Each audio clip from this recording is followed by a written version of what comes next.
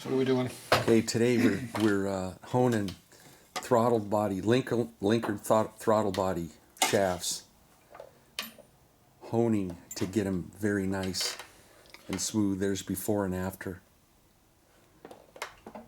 Eliminating burrs. Ever so little coming off to make them perfect. Now that was an aftermarket one there. These are genuine Harley ones here. Okay. Tatro's working his magic. Let's see how many of these we can break.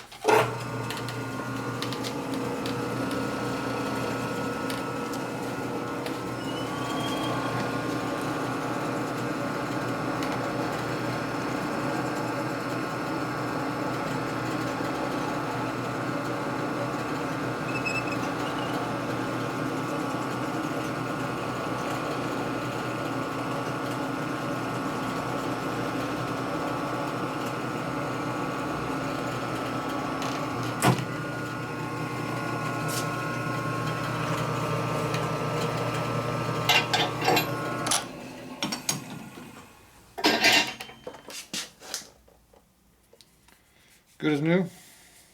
Better. They were new, weren't they? Better. Doesn't hone right on the edge here, but knocks all the burrs off of here. So hopefully they won't stick when you put them in the throttle body. Now it looks like a new one there. We're working on 3 carburetors, but we're doing 4 shafts, huh? I'm doing 5 shafts. Okay. You're going to just put those into stock? You never know when someone will come through the door. Oh, somebody want me working on some pile of crap linker down the road. So. Yeah, these things just kind of like clone out there. So right. Yeah, right. Tatro humor, a little bit of humor there. Very little. Well, I enjoy it. Too bad.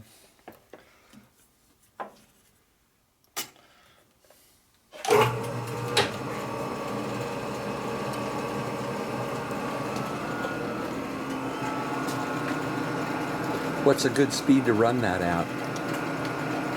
Whatever this is.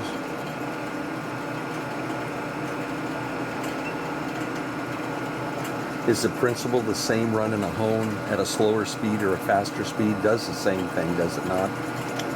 Yeah, within reason.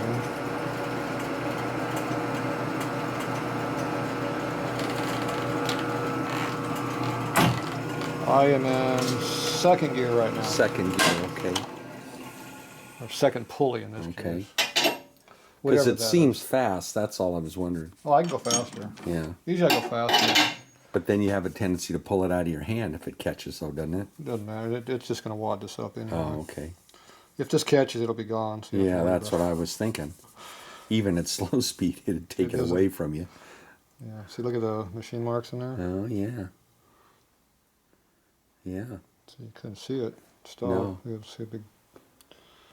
Almost looks like it's a used one, but it's not.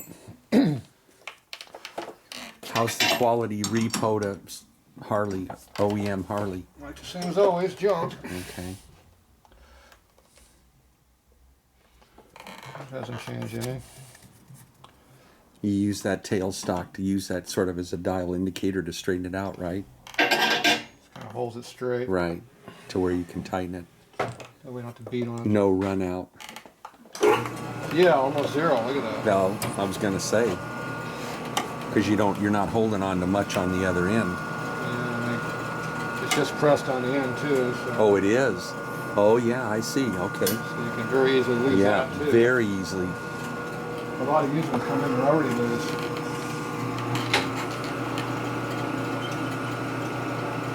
But now with that new soldering flux I got, I can fix this. Before I couldn't. Well, we're going to try not to fix more than necessary. We already fixed gear bodies. They came out perfect. I don't know about that.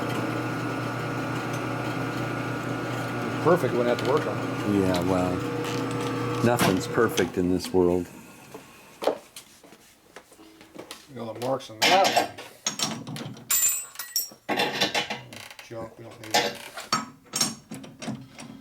That was a reject file, right? Yeah, I don't think so. We'll fish that out in a minute.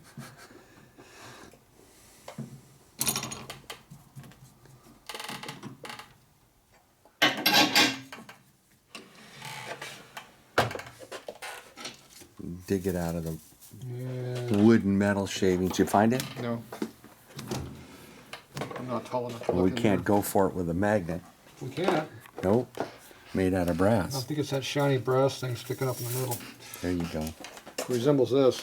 Okay. So there you go. See all the machine marks that were in there. Now if I kept honing on it, I could get it better, but Well, I don't want you're it actually smaller. taking metal away, though. yeah. You'd be better off to hone the bushing than the shaft, would you not? That'll be next. The trick is to keep everything relatively tight with free turning so Right. the throttle doesn't stick. Right, right. So the straighter and surer you make everything, the better chance you have of having that actual Was power. those problematic where the throttle could stick? Could. They always do. They always do. Huh. That's why you got to open them up until they work. Sometimes the bushings are loose when you start them, you make them turn because they're bound up. I see. Of course, you've got a spring on that top arm to help pull them back, though, do you not? Not factory. Not from the factory. There's how There much was no spring. throttle return from the factory on that year. Really? Nope. Wow. That didn't happen until 75. I'll be darned. Or no, before that. They were on the, no, they were not spring back. They had a spring, but they were still return throttle. Really? 75 is first year of a twist throttle. No kidding. Wow, I didn't know They did that. have a spring on the carburetor starting in 71, but didn't exist. Huh. Very light spring, good spring. Okay, so there's what they look like. So then this is your carburetor over here that we have to work on next. So, cheers at that one after we cleaned it up. Works real nice. See? Wow. Those are brand new bushings. And you see they got a little clearance in them already. Because even though they're new, they come out differently. Right. So that's one. So this is which one? This is the backup carburetor we got. Explain the finish on those throttle bodies. That's just glass bead, is that correct? No, sandblast. Sandblast. Very fine sand. Very fine. Okay. 100 grit. Now, factory, those bodies would have been painted, correct? We have 5 shafts here to choose from, but one of them's a repop. That's the repop one. That goes with this carburetor over here. Okay. So these are the 4 we got to choose from. Now we're going to see if we can find one that's tighter than the one that's over there. That is tighter.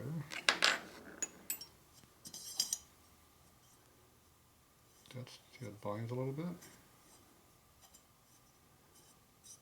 So that's tightest. Where it's bent. That one's Too tight. got some issues with it. So that's tighter or twisted. So you come over here to see which one it is. It has clearance, so this shaft is not quite 100% straight. Problem is it won't return back to where it needs to be. See, that's Right. idle. Right. Mm-hmm. So if you go backwards, it works really good, but when you're going to actually put it where it belongs, it doesn't Right. work. Gotcha. So that's our tightest one. And the butterfly doesn't, of course, do anything for it. Yeah, it makes it bind up too. And this one here works good too. And this is really loose. See how loose that is?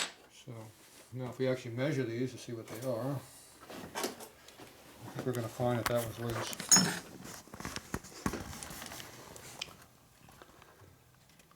So it's 250 and a half. 250 and a half. No, seems to be standard size. And those bushings were what? See, .250. that was 251 for a second. I see. 250. Yep. See, that's the high spot. 51. Half a thou difference makes a difference. And that's 51. So these two tighter ones are slightly bigger. So. All right. So this one here is pretty much good to go. If we use one of these 2 shafts down here, they work out of the box just fine. So I think I'm going to go with that one and that one. So we're going to go with that one and that one. So that one's done. Didn't have to do hardly anything. Look at that. Okay, now we have this pile of crap. This might be yours. See, this one here, I have tighter bushings in it. Ooh, that was real tight. Okay, so we'll have to work on this one. So even though we had new bushings we put in there, those new bushings are loose new bushings. Okay, now this one here, we stuck new bushings in this one too. Let's see how close that is. You want to explain why that face is all shiny and nice there? That was something I had unheard of. It was unheard of. Somebody machined it. Well, you machined it, and what was the reason for that? Because it was bent. Bent from how? Dropping it or what? Over tightening the bolts. Over tightening the bolts could flex that cast body. That's hard to believe. That crappy cast metal brass material. Well, nonetheless, that's pretty interesting. Alright, so that is what we do there. Okay, let's cut that and get the home set. Okay, take a break.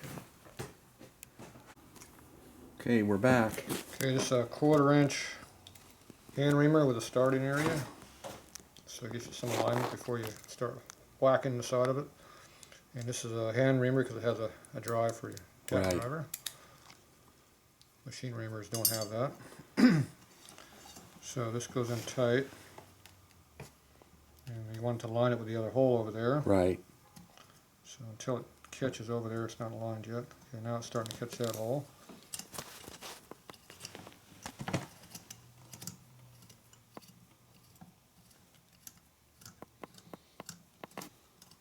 So you ream until you feel no resistance, is that correct? Well, there's resistance, you can hear it. No, I understand, but once it gets to the point where you want it to be, then it's done. Well, theoretically, but in the real world, no. Are you getting a lot of brass there on the bottom? Geez, nothing. Virtually nothing. It did virtually nothing. Of course, there could be just crud in there too, huh? There's something going on. Or as the shop dope book calls it, crust, removing the crust. Remember how the shaft wouldn't go in there before? Right. See, now it goes in there. Hmm. You see how tight each side is? Right. But see, it goes all the way in. That's how straight it is. But that's a little bit too tight to run. So now we have to go hone it. Okay, we got this one over here. Do the same thing. Now this one over here we didn't have to do it because it's loose. Right. Otherwise known as a pile of crap. Now this one I didn't even feel this bushing. That means it was already oversized. It was already loose.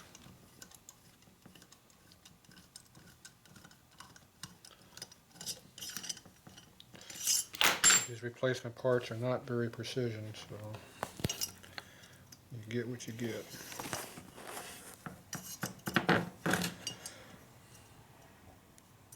See, that one won't go in there. See, that one's really small. It's showing because these won't go in, see? So we'll try a little more reaming. Now I could put it in the machine and ream it, which would cut a little more metal. Yeah, but we're close. We're not getting that hog wild on it though, right? Or not? Don't think so. You're too close.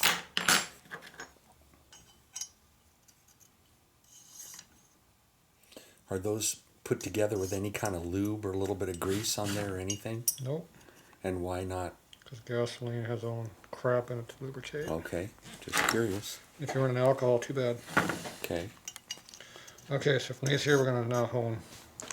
So we have these two here to work on, and this one over here, we're going to leave it alone. Okay. So I'll go for home. Moving along. Okay.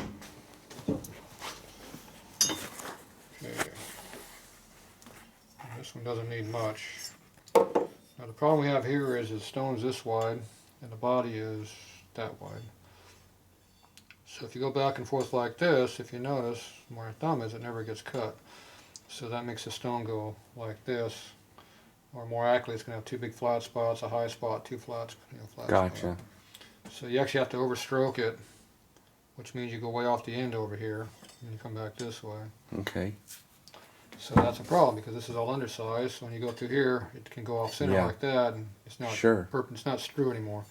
So it winds up making the holes slightly barrel shaped, which is not really what I want. But the way this tool's made, you're kind of stuck with it. Now this here would not go in there, and as you can tell, it still is not going to go in there. So that failed to go into that hole. So that means we're going to have to drop down to this one, which is even smaller.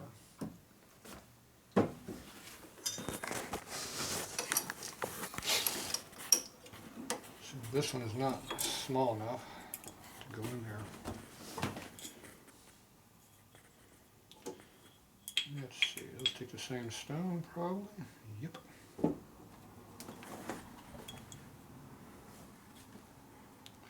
That's why you have lots of different mandrels.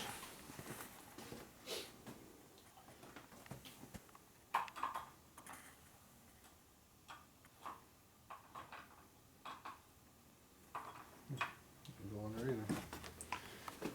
Okay.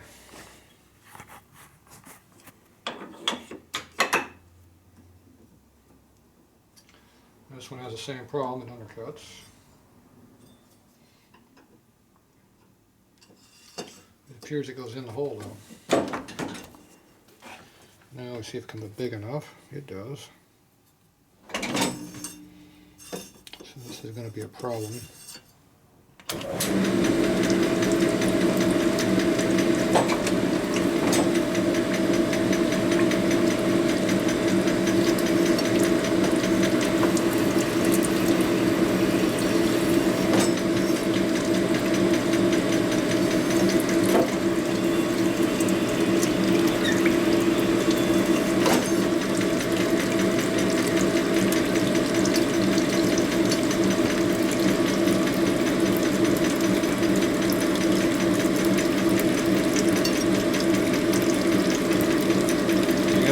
Figure out if one of them's tight, or if they're both about equal. These feel equal. I don't want to go way out here because the body can really twist out on me. Right. At least if I'm over here, I'm looking. Right, you got some type of guide.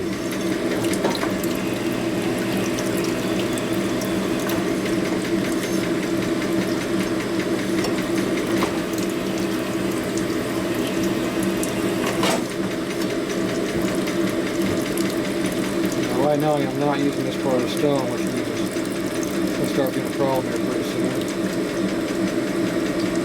But it's much better, it's just about there, huh? That's going to help the vacuum on here, see?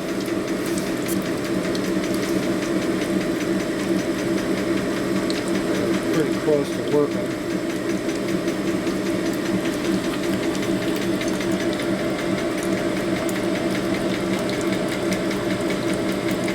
The body itself is almost, it's a tight spot right here, but it doesn't ever get that far. Gotcha. It's only right here. Kind of works there, so put that in there, see if it feels a little tighter one side or the other.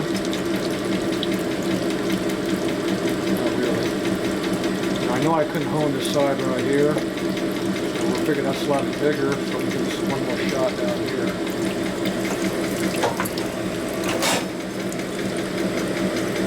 That's a big shot, wasn't it? Just enough.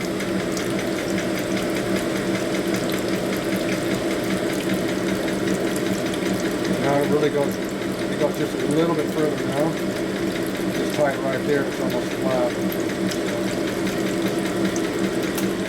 It will never wear that far over, so. Okay, we're going to try assembling it with that and see if we can make that fly in that spot. I don't want to make any loose when I have to. So. No. Mm-mm. So that one's good. This one here is a fancy new clean one. See, this was the original finish one over here. And the customer wants it left that way. This is what we call an unrestored, restored vehicle. Gotcha. Now, who painted that silver somewhere along the line? That's factory. Oh, really? Or somebody after the factory did Yeah, somewhere along the line.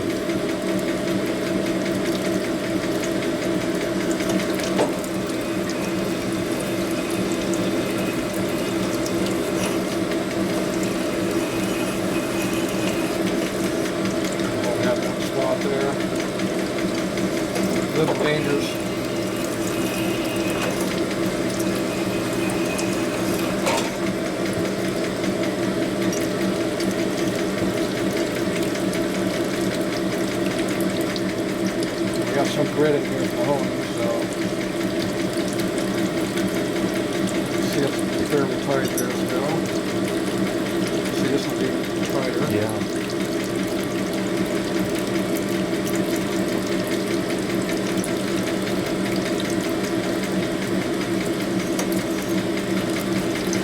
See the chip in the stone? See that big chip in the stone Yeah. there? That's going to cause a problem.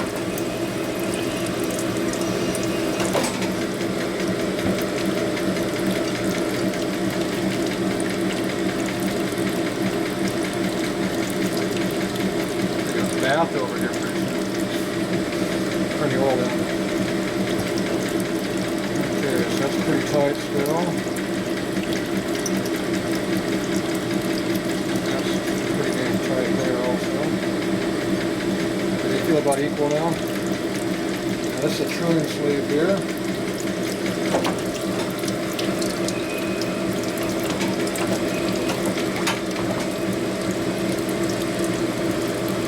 Supposed to do it dry. Now this will re-true up the stone and get it back straight and true.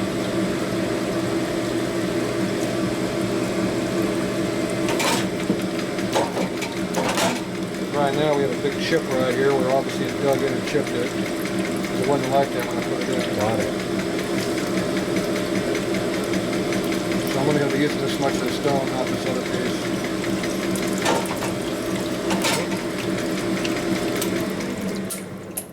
Gotta reset the machine. Okay.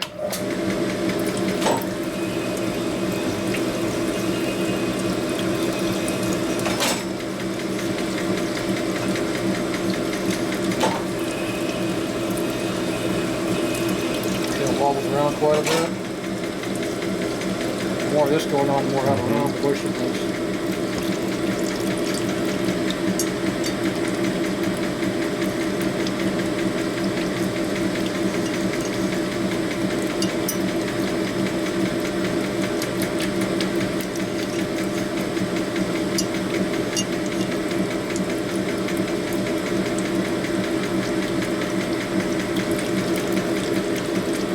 Piece of grit in there that turns pretty free. Try to work the grit out a little bit.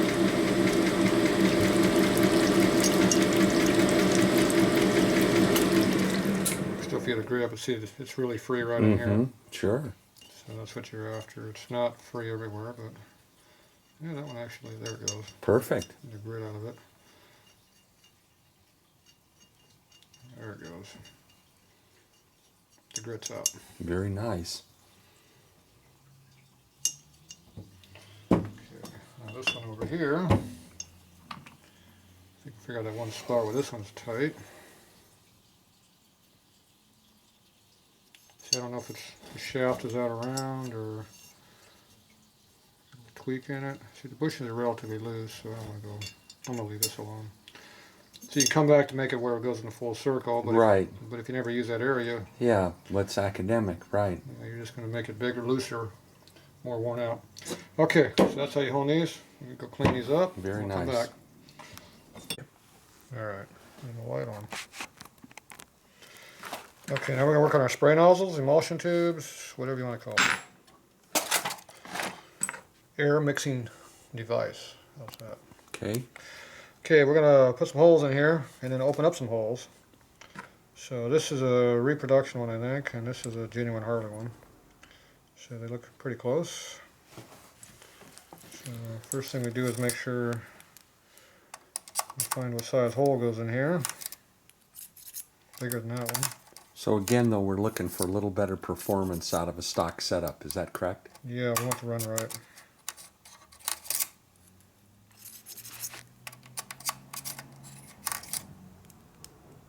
There it is, 140. Okay, that appears to be 140. See, that one is not 140. Look at that. Isn't that something? They wimped out.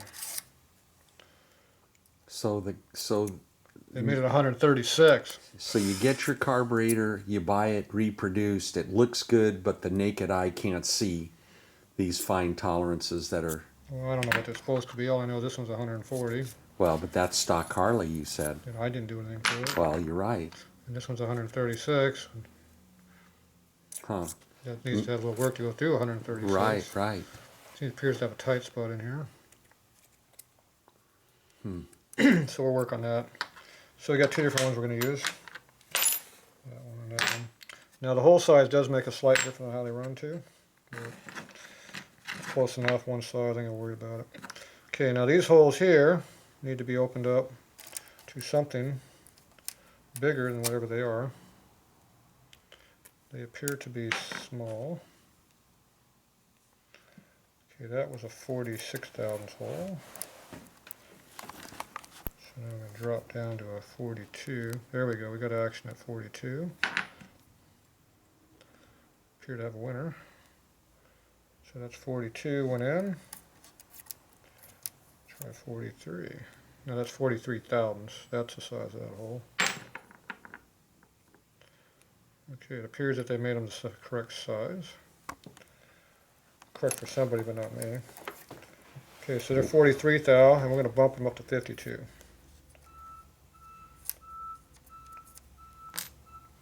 So that's 9 thousandths difference, correct?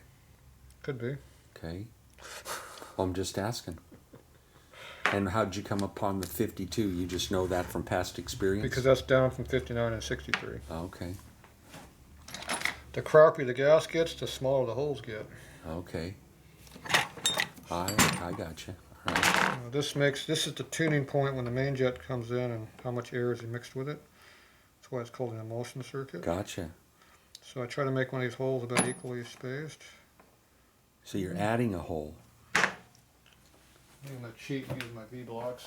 I knew I made these for a reason. Ooh, look at that, they hold round things straight and flat. Amazing how that works. So I'm going to do a very precision measurement here. So yeah, that looks close. Yeah, fine, sort of, maybe. If not, we'll make it over here. How's that? Yeah, that one's off. If I do it another 15 times, I might get it right? Alright, that's close enough. Doesn't really make that big of a difference. Now, if I want to do it precision, I could, but see, it's close enough for me. Where's the camera at? So they're just kind of equally spaced. Yeah, We're adding a right. fifth hole in there. So this one's about equally spaced. Right, Close enough. I don't care. Okay, so we're gonna step drill it. So we take the small drill, which in this case is a 46 thousandths drill. We'll drill the first hole in there, and then we'll go ahead and step all of them up to the 52 thou hole. Gotcha. We're gonna use this micro drill. Over here. And we're going to do this by hand so we can drill holes in our fingers if we try hard enough. Spin it up to about 400 RPM, looks good.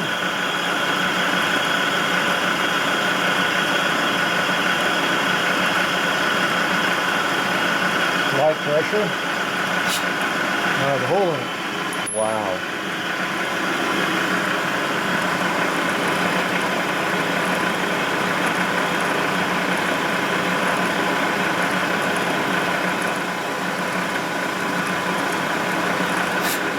Another hole.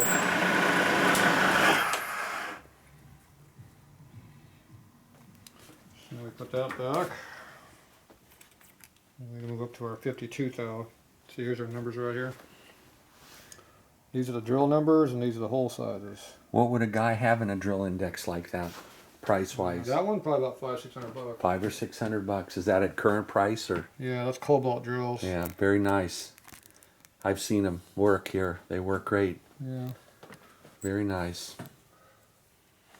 I should give them a Harbor Freight for $99.99. Nah, we're staying away from there. Oh, okay.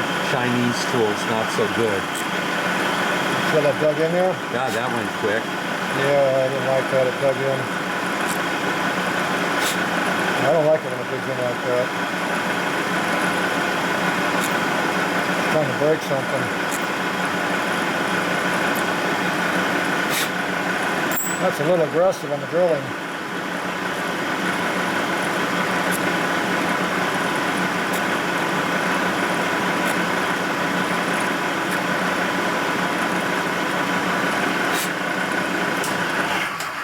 I don't know if you noticed, but it dug in more with this one than this original one. Different composition of the metal, huh? Something's different. Something. It's still dug, but not as much. Okay. Okay, so there's that. Okay, now we take another drill that's a little bit bigger. And we chamfer the top of the holes here with the bigger drill. Just by hand. That's just to knock the burr off, huh? Yeah. They make a deburring tool, but not one that small, probably. Oh, they probably do, but what the hell? This works here. Pokes in the finger good too. Damn it. There it goes. Can't be too bad. It's not drawing blood yet. Not pushing on it hard enough. I was pushing on pretty good there. It went right on the side of my finger. I gotcha. It's all right. That's what the fingers are for, is to bleed, right? And this one you can't get to. See, they drill it right on the very bottom. Yeah, sure did. Can't get to that one. So that one we're kind of stuck with. I'll leave that out. There's a little fine file we used to have over here. And take our fine file and knock the burrs off this way.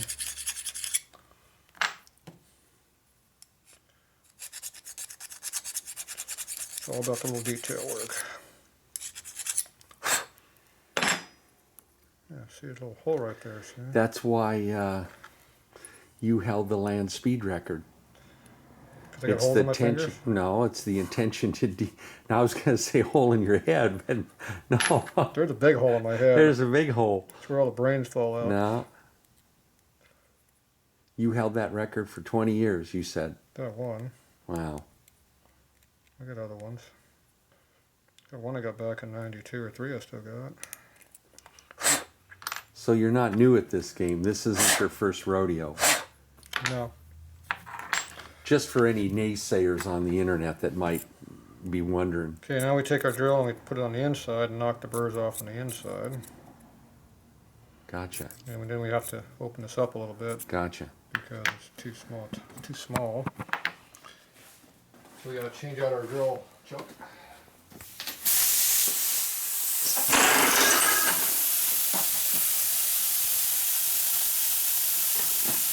If it can go small enough or not. Yep, it does.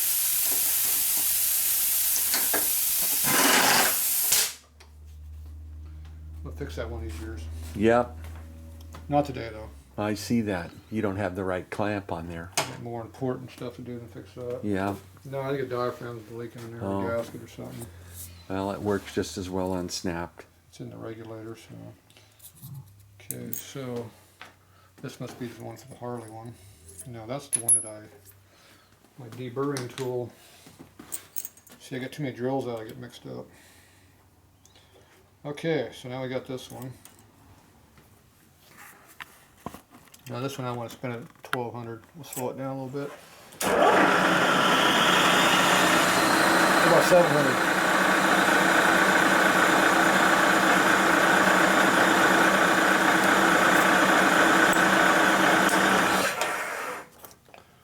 Right through. Okay, we try the bigger one.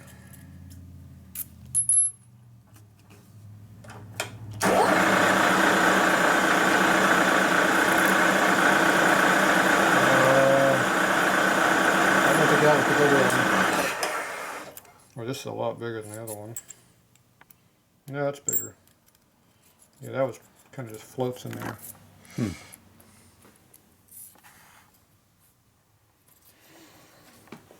What's the next one up? 104. No. Yeah, 144. That's too much. So it's over 140, but under 144. So maybe we got something over here. It's 142. Nope, we have 140.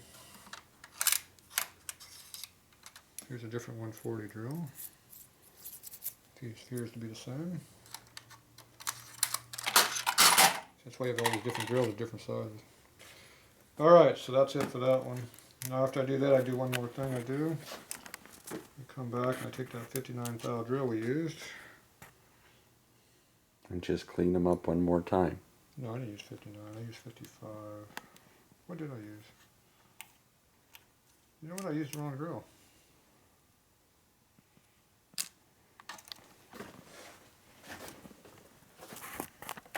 I used 52 thousands. Yeah, no wonder it dug in. The wrong drill. I should use 55 thousandths holes.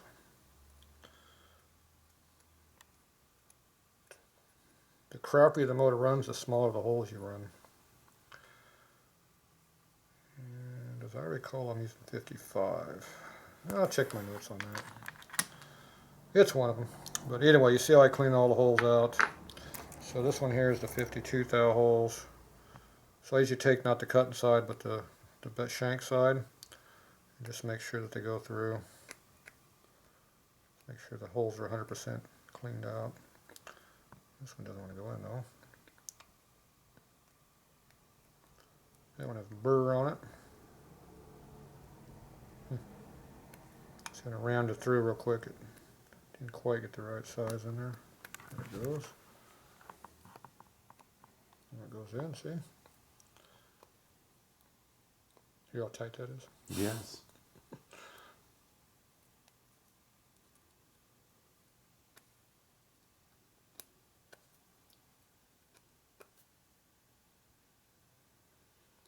Alright, well you get the idea. I just clean all these out, make sure there's no burrs in there. So that's all cleaned out at 52 thou. Like I said, I think I used 55, but I'll take my notes. And this one here, the same thing, we'll clean it out too. So there you go. That's how you do your spray nozzles. Out. Okay, we're back. And I'm just still cleaning these out. Picky. Okay, what was that question you asked me? You mentioned earlier that crappier the bike runs, the smaller the hole, and I asked why that was. The reason that is because the lower performance motor you have, the less fuel you need to put into it. And Yeah, I understand that. That makes perfect sense. And the later that the main jet needs to come in, the longer you're in the intermediate circuit. Oh, okay. So see, now I got all these holes all working pretty good with my drill. Gotcha. So we got to blow these out real good. What happens, these are up inside the float bowl, which we don't have right now. So we have our big air mixing valve here. Now that's the size it was, and we had those small little holes you can see. Now we're going to go from that to something that has a little bit more robust hole through it. Oh, I see. So we just interjected a bunch of air. So you said robust hole, we're increasing the size of the venturi. Right, we just made the carburetor bigger. Gotcha. So now we got to put more fuel into there. Right. In your intermediate circuit. And the intermediate circuit's anywhere from quarter throttle to 3/4 throttle. So that's what we're fattening all this up by putting these holes bigger. I gotcha. Now, the things happen, these holes, location, is size makes a difference and location makes a difference. Gotcha. Now, when you start on this thing, the fuel is in, this is called a fuel well, up inside the hole in here. Yes. Because you have a certain diameter of fuel sitting there.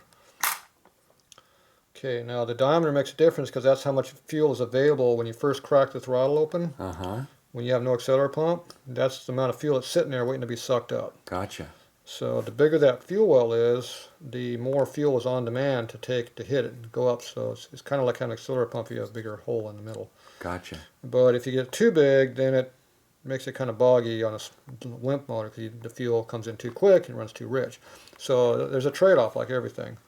And you can kind of play around with that depending on what your motor wants. It gets pretty complicated, but that's how they work. So the other thing is these holes down here, and they're inside the float bowl, because your float bowl is right about from here down. And that is in fuel all the time. Gotcha. These here are just at the top of the fuel level. So when you start sucking fuel through the bottom here, through the fuel well, you start getting these become air jets instead of fuel jets. I see. So if you're up real high up in here, they're sucking more air than fuel. Now the air and fuel goes in here and it mixes in this chamber, which is your fuel well, and it kind of pre-mixes it before it comes out the top, and then when it mixes with air some more. So this is all your atomization going on down in here.